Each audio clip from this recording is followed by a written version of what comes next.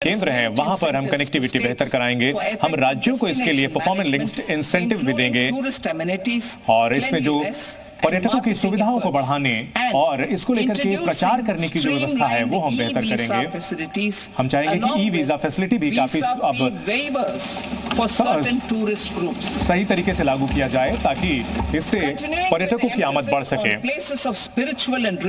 हम चाहते हैं कि जो धार्मिक जो महत्ता के क्षेत्र हैं उसमें हमने जुलाई के बजट में काफी ऐलान किया था और हम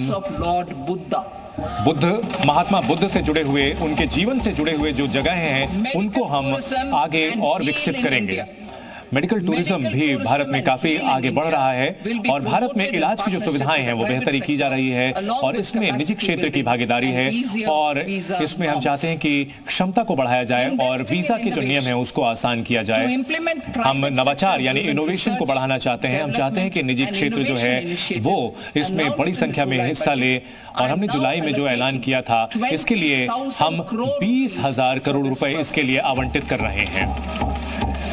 Deep Tech Fund of Funds will also be explored to catalyze the next generation startups। हम नए जनरेशन के स्टार्टअप को स्थापित करने के लिए भी एक पहल कर रहे हैं। बजट की इसमें ऐलान कर रहे हैं अगले 5 साल में पीएम रिसर्च फेलोशिप स्कीम के तहत हम 10,000 फेलोशिप उपलब्ध कराएंगे और तकनीक से जुड़े हुए जो रिसर्च होती है जो कि आईआईटी और आईआईएससी में हो सकेगा, आईआईटी और इंडियन इंस्टीट्यूट ऑफ साइंस में ये सुविधा उपलब्ध होगी।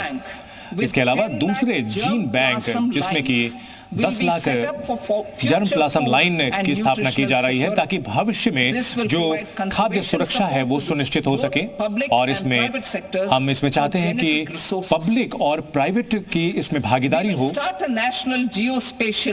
हम राष्ट्रीय जियोस्पेशियल मिशन की भी स्थापना करेंगे और इसको लेकर एक जरूरी बुनियादी ढांचा तैयार करेंगे। इसके लिए डेटा भी इकट्ठा किया जाएगा।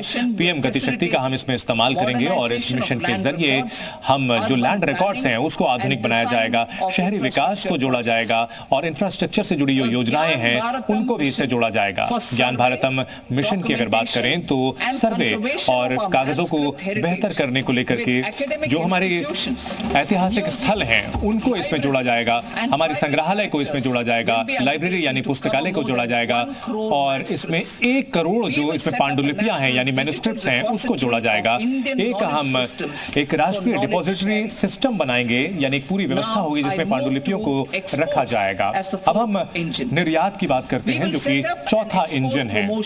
हम निर्यात को बढ़ाने के लिए एक एक्सपोर्ट प्रमोशन मिशन की स्थापना करेंगे और अलग अलग क्षेत्र जो हैं उसको हम यहाँ वर्गीकृत करेंगे। हम एमएसएमई यानी जो कि सूक्ष्म लघु और मध्यम इंडस्ट्री है उसको हम जोड़ेंगे, उनको निर्यात से जुड़ा कर्ज देंगे। हम एमएसएमई को सहायता देंगे ताकि उनको जो है जो विदेशी मार्केट है वहां पर उनको शुल्क का सामना न करना पड़े। हम एक digital public infrastructure Bharat trade net हम स्थापित करेंगे ताकि अंतर्राष्ट्रीय कारोबार के लिए सहायता हो सके।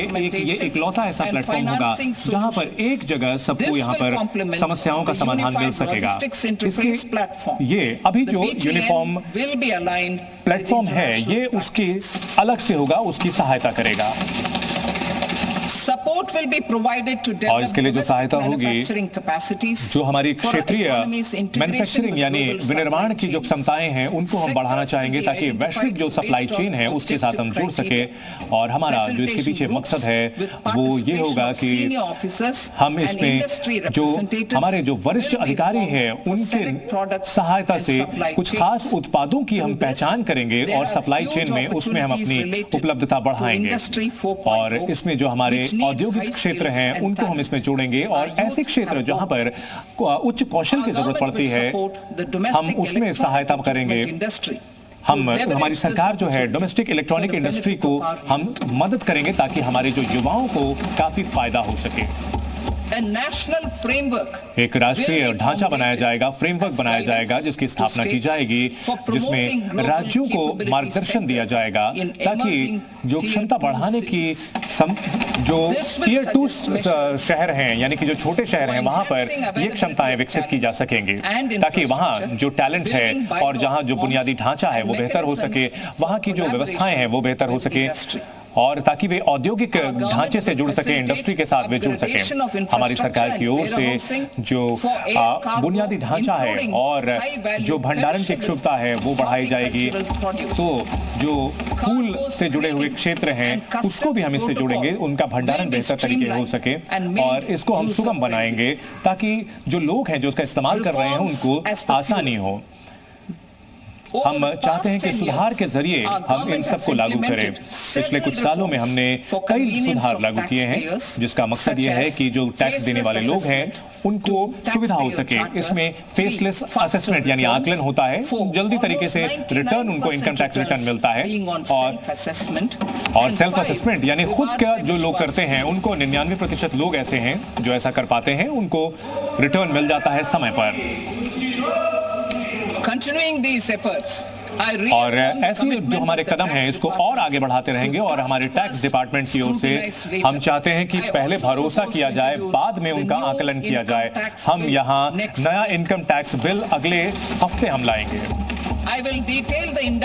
और इनडायरेक्ट यानी अप्रत्यक्ष टैक्स को लेकर के हम जो है और जो प्रत्यक्ष कर है वो दूसरे पार्ट बी में हम बताएंगे। अगर वित्तीय क्षेत्र के सुधारों की बात की जाए तो FDI यानी विदेशी निवेश की जो लिमिट है, इंश्योरेंस लिमिट, वो 74% से बढ़ा करके अब 100% की जा रही है और ये बढ़ी हुई जो सीमा है ये उन कंपनियों के लिए उपलब्ध होगी जो कि अपना पूरा प्रीमियम भारत में ही निवेश करते हैं।